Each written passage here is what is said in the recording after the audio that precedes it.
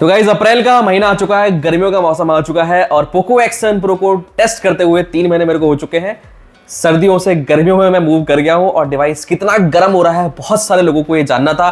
कहीं गर्म होके मदरबोर्ड तो नहीं उड़ जाएगा, FPS में कितना ड्रॉप हो रहा है, बैटरी का जो परफॉर्मेंस है वो कैसा है। नो डाउट इसमें बड़ी बैटरी आपको देखने को मिलती है, लेकिन बहुत सारे लोगों की भाई कंप्लेंट रहती है पोको से, बड़ी बैटरी दे दी है बट परफॉर्मेंस बड़ी बैटरी के हिसाब से नहीं मिल रहा है, उतना स्क्रीन ऑन टाइम देखने को नहीं मिल रहा। तो भाई अभी क्या हालत है। अब इस फोन को जब मैंने लिया था और आज 3 महीने बाद इसमें बहुत सारे सॉफ्टवेयर अपडेट्स भी आ चुके हैं, वो मैंने कर लिए हैं। एटलीस्ट अभी तक मदरबोर्ड भी नहीं उड़ा है, ग्रीन लाइन के इश्यूज भी नहीं आए हैं, बट इसके अलावा बाकी सारे परफॉर्मेंस कैसा है, बेंचमार्क कैसा परफॉर्म कर रहे हैं, हीटिंग कैसी है, बैटरी बैकअप कैसा है, सारी चीजें एक करके बताने वाला हूं। जैसे कि फ्यूचर में यदि आपका बजट 20 से 22 हज़ार रुपए का रहेगा, क्योंकि इसका जो प्राइस है वो रिड्यूस हो जाएगा फर्दर, तो भाई आपके लिए डिवाइस कैसा रहेगा यदि आपका बजट 20 से 22 हज़ार रुपए के आसपास रहता है। यदि आप इसके हायर वेरिएंट की तरफ जाओगे तो भाई आपको थोड़ा महंगा पड़ेगा, बट इसका जो बेस वेरिएंट है मेरे हिसाब से वो भी सफिशिएंट है, 256 GB स्टोरेज। तो भाई फोन में लेके चलता हूँ, सारी चीजें दिखाता हूँ। मजा आया वीडियो देख के तो भाई लाइक करके जरूर जाना, सब्सक्राइब जरूर करना। तो चलो आपको सीधे ही डिवाइस पे ही लेके चलता हूँ। तो भाई सामने आप देख पा रहे होंगे हमारे पास है पोको का X7 Pro और 3 महीने बहुत बिंदास से डिवाइस चला है। मजा आया, गेमिंग वगैरह बहुत मजा आया मेरे को, कोई भी गेम्स वगैरह खेलता हूँ कोई दिक्कत आती नहीं थी इस डिवाइस के अंदर। सॉफ्टवेयर अपडेट भी इसमें आ चुका था और आने के बाद इसमें सर्किल टू सर्च वाले जो फीचर्स हैं वो भी देखो यहाँ पे स्टार्ट हो चुके हैं। तो यदि आप इसको लॉन्ग प्रेस करोगे यहाँ पे नीचे, वाईफाई में ऑन कर देता हूँ और जैसे मैंने इसको यहाँ पे लॉन्ग प्रेस किया तो यहाँ पे आपको सर्किल टू सर्च का ये ऑप्शन देखने को मिल जाएगा। तो भाई यहाँ पे ये चीज़ बढ़िया हो गई है। पहले सैमसंग के डिवाइसेस में या गूगल पिक्सल में आपको देखने को मिलता था, अब आपको ये पोको के अंदर भी देखने को मिल जाता है X7 Pro के अंदर। बेंचमार्क्स की मैं यदि बात करूँ तो भाई बेंचमार्क्स इसके बढ़िया है। लेटेस्ट सॉफ्टवेयर अपडेट जो इसमें अभी आया था, अभी सिक्योरिटी बैच आपको दिखाता हूँ कब का है। स्कोर आप देख लो 14,71,000 के आसपास है। जीपीयू का स्कोर भी अच्छा है, सीपीयू का स्कोर भी बढ़िया है। और अभी तक यदि मैं आपको लेकर चलूँ इसके अबाउट फ़ोन के अंदर, तो Xiaomi का हाइपर ओएस चल रहा है इसके अंदर 2.0.100 वाला, और इसके अंदर जो सिक्योरिटी अपडेट है मार्च का आ चुका है। ठीक है, तो अभी अप्रैल चल रहा है, मार्च का सिक्योरिटी अपडेट इसके अंदर आया था तो वो भी सब बढ़िया चल रहा है। और उसी के बाद में सर्किल टू सर्च वाला जो ऑप्शन है वो भी इनेबल हो गया था। तो बेंचमार्क्स में कोई दिक्कत नहीं है, एकदम फाड़ू फोन है, मज़ा आएगा चलाने में आपको। और यदि मैं आपको गीक बेंच दिखा दूँ तो गीक बेंच में आपको स्कोर जो है वो भी बहुत शानदार है। तो यहाँ पे मल्टी कोर का स्कोर आ रहा है 5,620 के आसपास और सिंगल कोर का स्कोर आ रहा है आप देखोगे 1548 के आसपास। ठीक है, यदि कंपेयर करना चाहोगे तो भाई देखो सैमसंग कि आप इसको S24 से भी नहीं, S23 से आप देख सकते हो, पोको F5 से भी कंपेयर कर सकते हो। तो सैमसंग S23 ज़्यादा पावरफुल है सिंगल कोर के अंदर। ठीक है, मल्टी कोर की मैं बात करूं तो ये जो डिवाइस है काफ़ी सही तरीके से परफॉर्म करता है। S24 अल्ट्रा का स्कोर देखो 6,600 है और इसका 5,600 आ रहा है, तो भाई काफ़ी नियर बाई परफॉर्मेंस आपको निकाल के दे रहा है। ठीक है, यदि मैं जीपीयू की भी बात करूँ तो आपको जीपीयू का स्कोर दिखा देता हूँ। तो जीपीयू में हम हिस्ट्री सेक्शन में जाते हैं, यहाँ पे आपको जीपीयू का स्कोर आ रहा है 11,000 के आसपास, जो कि काफ़ी रिस्पेक्टेबल है, काफ़ी बढ़िया है। यदि मैं बात करूँ यहाँ पे 3D मार्क की, तो वो आपको मैं दिखा देता हूँ वहाँ पे क्या सिनेरियो चल रहा है। अपडेट आने के बाद मैंने चीज़ नोटिस करी थी, जो स्टेबिलिटी है वो थोड़ी कम हो गई है, हीटिंग थोड़ी बढ़ गई है, और कितनी बढ़ गई है वो भी आपको बताता हूँ। जबकि डिवाइस मैंने परचेस किया था तब 55% स्टेबिलिटी आ रही थी। सॉफ्टवेयर अपडेट्स आए, मैंने इसको अपडेट करा तो जो परफॉर्मेंस है वो तो आसपास ही रही, बट यहाँ पे स्टेबिलिटी थोड़ी कम हो गई। टेम्परेचर की मैं बात करूंगा, जब मैं ये एक्सट्रीम टेस्ट रन करता हूँ इसके अंदर तो टेम्परेचर पहुंच जाता है 53 डिग्री सेल्सियस के आसपास। और कई सारी कंडीशन में भी गर्मियों के टाइम के अंदर जब मैंने इसमें थोड़ी बहुत गेमिंग करके बहुत एक्सट्रीम इसको पुश किया ना, तो भाई जैसे ही इसका टेम्परेचर 47, 48, 49 पहुंचता है ना, तो इसके FPS 120 FPS से रिड्यूस होकर सीधे 60 FPS पर आ जाते हैं। एग्जाम्पल के लिए यदि आप कॉल ऑफ ड्यूटी गेम्स के अंदर खेलोगे 120 FPS पे, तो अभी तो बढ़िया चलेगा क्योंकि अभी मैं कुछ गेम वगैरह नहीं कर रहा हूँ। जैसे ही थोड़ा टाइम लंबा खेलूंगा और एक्सट्रीम टास्क पैरेलली रन करूंगा, COD में दिक्कत नहीं आती है, लेकिन यदि आप पैरेलल टास्क रन करते हो या फिर CPU थ्रॉटलिंग टेस्ट कर रहे हो तो वहाँ पे बहुत ज़्यादा गर्म हो जाता है। उस केस में अपने आपको ठंडा करने के लिए FPS का जो मीटर है वो डाउन हो जाता है इसका, तो सारे गेम्स 120 FPS से 60 FPS पे शिफ्ट हो जाते हैं। स्क्रीन का रिफ्रेश रेट भी रिड्यूस हो जाता है। ये चीज़ मैंने इस पर नोटिस करी है। अब वो एक्सट्रीम टेम्परेचर कब कब गेन हो रहा है, एक तो जब मैंने जेंशिन इम्पैक्ट गेम खेला वहाँ पे मेरे को नोटिस हुआ 48-49 डिग्री सेल्सियस पहुँच गया टेम्परेचर, और वहाँ पे इसके FPS जेंशिन इम्पैक्ट में 60 FPS ही चलता है, तो वहाँ पे आपको फ्लक्चुएशन ज़्यादा देखने को मिल रहा था 50-60 FPS। तो ये ध्यान रखना, गर्मियों के टाइम मैंने चीज़ नोटिस करी है।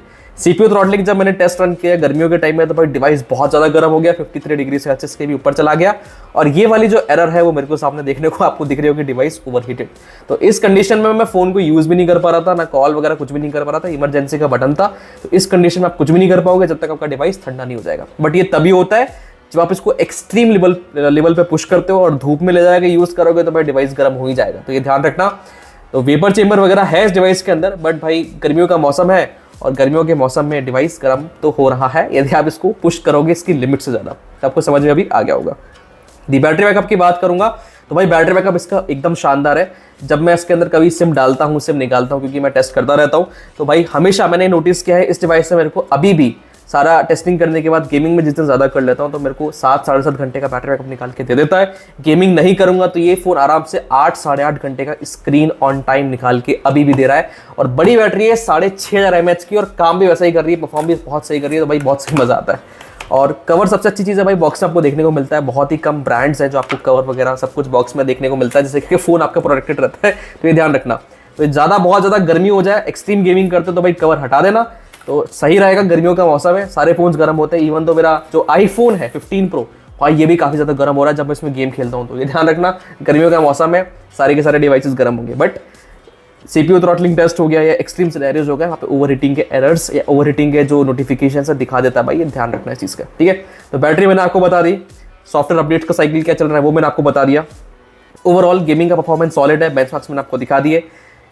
ऐप का मैं यदि परफॉर्मेंस की बात करूंगा तो भाई ऐप्स में कोई दिक्कत नहीं है, एकदम फ्लूइड एनिमेशन है, कहीं भी दिक्कत नहीं आती। आप कुछ भी खोलो, कुछ भी मिनिमाइज करो, बहुत ही ज़्यादा स्मूथ है। जिस प्राइस रेंज में आपको ये एकदम स्मूथनेस निकाल के दे रहा है ना, वो बहुत ही सॉलिड है। कैमरा की मैं बात करूंगा तो कैमरा इसका जो प्राइमरी कैमरा है, ये जो 4K 60 FPS में वीडियो रिकॉर्डिंग कर सकता है, वो सही है। अल्ट्रा वाइड जो है मैं बोलूंगा एवरेज है, तो कैमरा से ज़्यादा उम्मीदें मत रखना। और फ्रंट कैमरा की मैं यदि बात करूंगा तो फ्रंट कैमरा के अंदर भी 1080p की लिमिटेशन है यहाँ पे। यदि मैं फ्रंट कैमरा स्विच करता हूँ, आप सामने देखो, ओनली 1080p 30 FPS में ही शूट कर सकते हो। सॉफ्टवेयर अपडेट आने के बाद भी वहाँ पे कोई भी चेंजेस नहीं आए। तो भाई कैमरा से ज़्यादा उम्मीदें मत लगाना, तो भाई आप सेटिस्फाइड रहोगे। ज़्यादा उम्मीदें कैमरा से लगा लोगे तो भैया आप परेशान हो जाओगे, तो ये आप ध्यान रखना, ठीक है। तो कैमरा ठीक ठाक है, मैं ज़्यादा उम्मीदें लगाता नहीं हूँ, सही तरीके की फोटोज़ वगैरह खींच के दे देता है। यदि ब्राइट सनलाइट रहती है और यदि आप रात के सिनेरियोस की बात करोगे तो वहाँ पे थोड़ा आपको लगेगा कि हाँ यार फ़ोन में जो डिटेल्स आ रही है ना फोटोज़ वगैरह में, वो इतनी अच्छी नहीं आ रही है, तो ये आप ध्यान रखना, ठीक है।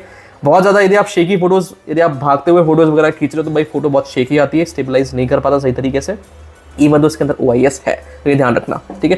बट वीडियो 60 FPS में बढ़िया शूट कर देता है। यदि आप नॉर्मल वीडियोस बनाते हो, OIS वहाँ पे काम करता है, बढ़िया काम करता है, मैंने इसमें नोटिस करी है, ठीक है। 5G कनेक्टिविटी में कोई दिक्कत नहीं है, वाईफाई वगैरह में कोई प्रॉब्लम आपको नहीं आएगी, बढ़िया चलता है। स्पीड टेस्ट वगैरह भी मैं आपके सामने भी कर देता हूँ, तो यहाँ पे हम स्पीड टेस्ट कर लेते हैं। देखो बढ़िया स्पीड आ रही है, मेरे पास 100 Mbps का कनेक्शन है और बढ़िया काम कर रहा है यहाँ पे, तो कोई दिक्कत नहीं है, ठीक है। स्क्रीन डिस्प्ले की रिफ्रेश रेट, कनेक्टिविटी, वहाँ पे कोई दिक्कत नहीं। कॉल ड्रॉप्स के इशू मेरे को देखने को बिल्कुल भी नहीं मिले, ठीक है। फास्ट चार्जिंग एकदम बढ़िया काम करती है।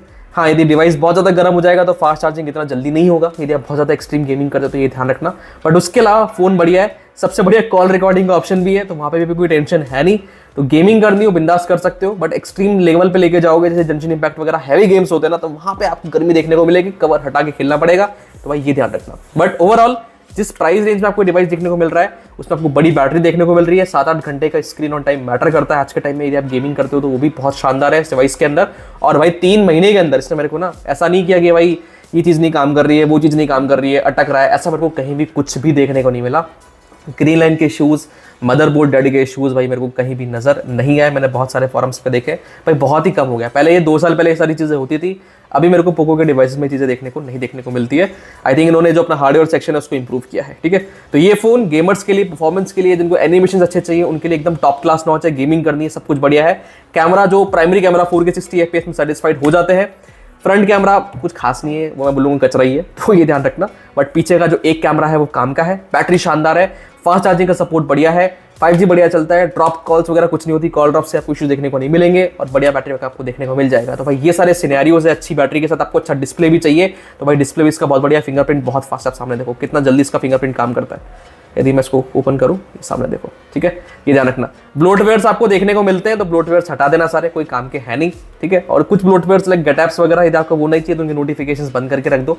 ऐप इन्फो में जाओ, उसकी जो परमिशंस है वहाँ पे ऐप परमिशन में जाकर कोई नोटिफिकेशन है ना उसको नो कर देना। ये देखो पहले ये बाय डिफॉल्ट इनेबल होगा, उसको नो कर देना, कोई भी आपको नोटिफिकेशन देखने को नहीं मिलेंगे। और यदि आपको बाय डिफॉल्ट ही हटाना है कि भाई ये गेट ऐप एप्लीकेशन ही में उड़ा दूँ, तो आप लैपटॉप के थ्रू उड़ा सकते हो। ADB की कमांड्स आपको रन करनी पड़ेंगी, ठीक है। तो वो सारी चीज़ आप कर, मैंने बहुत सारे एप्लीकेशन फालतू ही उड़ा दिए, उसके बाद से मेरे को एकदम स्मूथ एक्सपीरियंस देखने को मिला है, वहाँ पे कोई भी दिक्कत नहीं आती है, ठीक है। बाकी सारी चीज़ें आप हटा सकते हो, जैसे ये इनकी जो एप्लीकेशंस हैं जो मैंने नोटिस करी है, जैसे म्यूजिक एप्लीकेशंस वगैरह, वो बहुत ज़्यादा नोटिफिकेशंस पुश करती है। तो भाई बेटर है जो म्यूजिक वाली एप्लीकेशन है उसको भी आप बंद करके रखो, फुल स्टॉप करके रखो, या फिर उसका भी नोटिफिकेशन हटा दो। इसको आप रिमूव भी कर सकते हो होम स्क्रीन से, ठीक है, आप चाहो तो।